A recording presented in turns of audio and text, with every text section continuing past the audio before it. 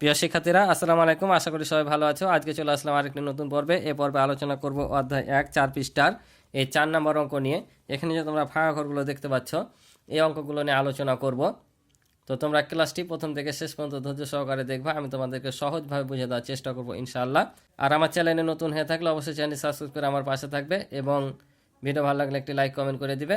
আর আমার সম্পূর্ণ ভিডিও দেখতে চাইলে এই ভিডিওর ডিসক্রিপশনে তোমরা সম্পূর্ণ ভিডিও লিঙ্ক পেয়ে যাবে, অথবা আমার চ্যানেলে গিয়েও তোমরা প্লে লিস্টের মাধ্যমে সম্পূর্ণ ভিডিও দেখে নিতে পারো। তো চলো আমরা অঙ্কগুলো শুরু করি।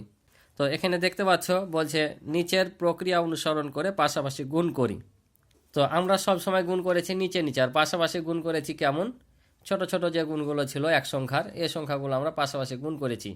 কিন্তু এই ধরনের পাশাপাশি গুণ আমরা বড় সংখ্যার কমই করেছি। পাশাপাশি আরেকটা গুণ করেছি, সেটা হচ্ছে সহজ পদ্ধতিতে, যেটা এর পরবর্তী পৃষ্ঠায় পাবা সেটাতে।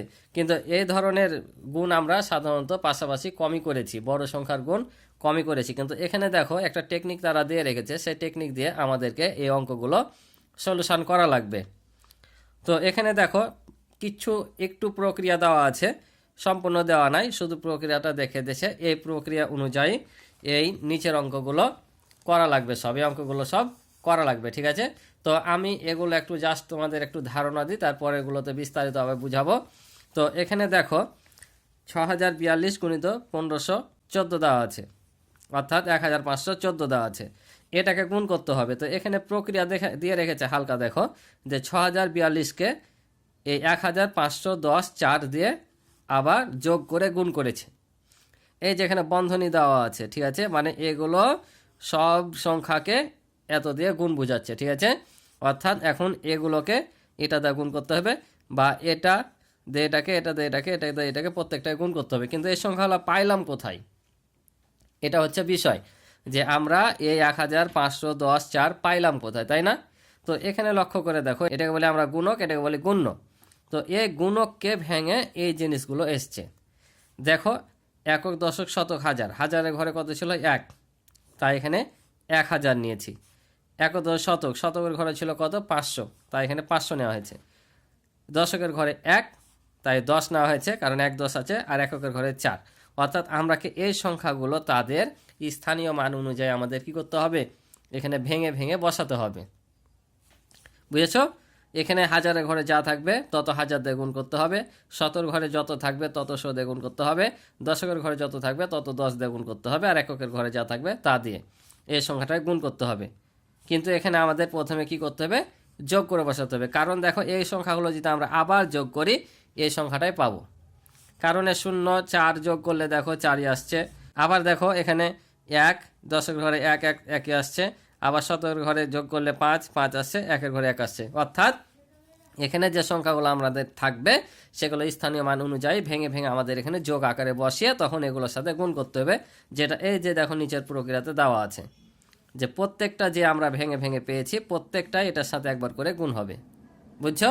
প্রত্যেকটাই এই ভাঙা যোগ চিহ্ন গালার ভিতরে যা থাকবে সবগুলো একবার এই গুণের সাথে গুণ হবে। অর্থাৎ দেখো এই 6042-এর সাথে একবার 1000 গুণ হয়েছে, এখানে যোগ ছিল যোগ দেওয়া হয়েছে, আবার 500 গুণ হয়েছে, যোগ ছিল যোগ দেওয়া হয়েছে, 10 গুণ হয়েছে, যোগ ছিল যোগ দেওয়া হয়েছে, 4 গুণ হয়েছে। দেখো, বুঝতে পারছো? তার মানে আমাদের এই সংখ্যাটাকে স্থানীয় মান অনুযায়ী ভেঙে ভেঙে পরে আবার প্রত্যেকটা ভাঙা সংখ্যাগুলো এখানে কি করতে হবে? গুণ করে নিতে হবে একবার করে, আর মধ্যে এখানে যোগ আছে, যোগ দিতে হবে। তো চলো এখন পরের ফাঁকা ঘরগুলোতে কি হবে সেগুলো তোমাদের আমি দেখিয়ে দিই। তো দেখো আমি ওভাবে প্রায় উঠিয়ে রেখেছি। এখন ফাঁকা ঘরগুলোতে কি হবে? আমাদের সেটা বসাতে হবে। তার মানে কি আমাদের গুণ করব, দিয়ে ফাঁকা ঘরগুলোতে বসাবো, তারপরে যোগ করে দেবো। অর্থাৎ এ ফাঁকা ঘরে বসবে এ দুটার গুণফল, ঠিক আছে? তাহলে আমরা যদি 1000 দিয়ে গুণ করি, তাহলে আমরা যখন কোনো সংখ্যাকে গুণ করব 1000 100 10 10,000 এভাবে দিয়ে গুণ করবো, অর্থাৎ 1 থাকবে, পরে 0 থাকবে। গুণ করার সহজ নিয়ম হচ্ছে, মনে করো শূন্যগুলো নাই, তাহলে 1-এর সাথে আমরা যে সংখ্যা গুণ করি সে সংখ্যায় কি পাই, তাহলে এটাই পাবো, আর পরে যতগুলো শূন্য থাকবে বসিয়ে দিবা, বুঝতে পারছো?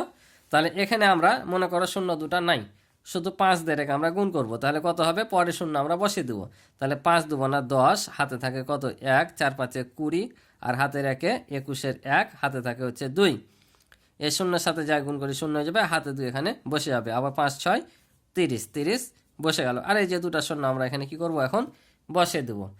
তাহলে আবার এ দুটা গুণ করে আমরা কোথায় বসাবো, এটা এ দুটা গুণ করে পেলাম এখানে, আর এই যে যোগ যোগ আছে তারপরে গেলে আমরা গুণ করব।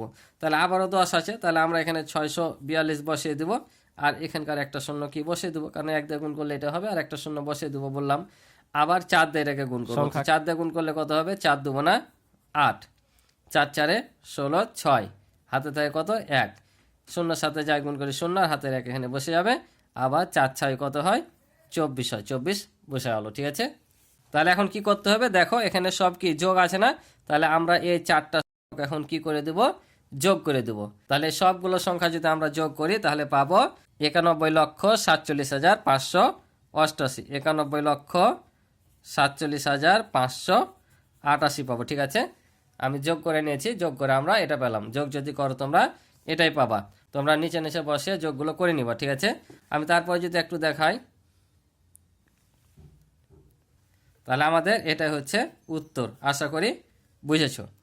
এবার দেখো 2 নাম্বারটা, তো 2 নাম্বারটা আর 1 নাম্বারটা একই অঙ্ক, শুধুমাত্র এটা তোমাদের কি করেছে, উল্টা পাল্টা করে দিয়েছে। কেমন দিয়েছে, এর আগে এটাকে ভেঙেছিল, গুণককে ভেঙেছিল, এবার গুণ্যকে ভেঙেছে।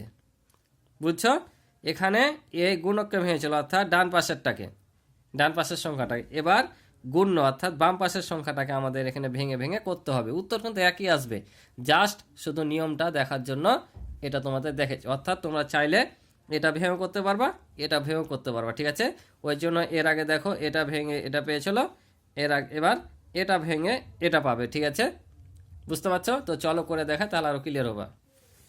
তাহলে দেখো আমরা যদি এর সংখ্যাটাকে এখন ভাঙি, এখানে আমাদের দেওয়াই আছে, তাহলে আমাদের সে অনুযায়ী বসাতে হবে। ঠিক আছে, তাহলে এটাকে ভাঙলে আমাদের হাজারের ঘরে, একক দশ শতক হাজার, হাজারের ঘরে কত আছে 6, তার মানে কত বসবে 6000, তাই না। এবার শতকের ঘরে দেখো, শতকের ঘর আছে 0, কোনো সংখ্যা আছে কি নাই, তো শূন্যর কি কোনো দাম আছে, দাম নাই, শূন্যর সাথে যাই গুণ করি না কেন ফলাফল কী হবে, শূন্যই। তার জন্য দেখো এখানে 4টা ঘর হওয়ার কথা ছিল, কিন্তু নিয়েছে 3টা ঘর, কারণ শূন্যর কোনো মান নাই, ওই জন্য দাম নাই, সেটা এখানে আসবে না। তাহলে আমরা কিসের ঘর যাব, এবার দশকের চলে আসি। যেহেতু শতকের ঘরে কিছু নাই, আমরা গুণফল কি পাবো, শূন্য পাবো, শূন্য যার সাথে যোগ করি যোগ ফল ওটাই আসবে, বিয়োগ ফল ওটাই আসবে, তাই এখানে আর এক্সট্রাভাবে ঘর ওটা দেওয়া হয়নি, ওই জন্য এখানে একটা ঘর কম। ঠিক আছে, তাহলে আমরা দশকের ঘরে আছে 4, অর্থাৎ কত 40, আর এককের ঘরে আছে 2, তাহলে এখানে বসবে 2, আর এখানে বসবে এই সংখ্যাটা। ঠিক আছে, অর্থাৎ 15 14।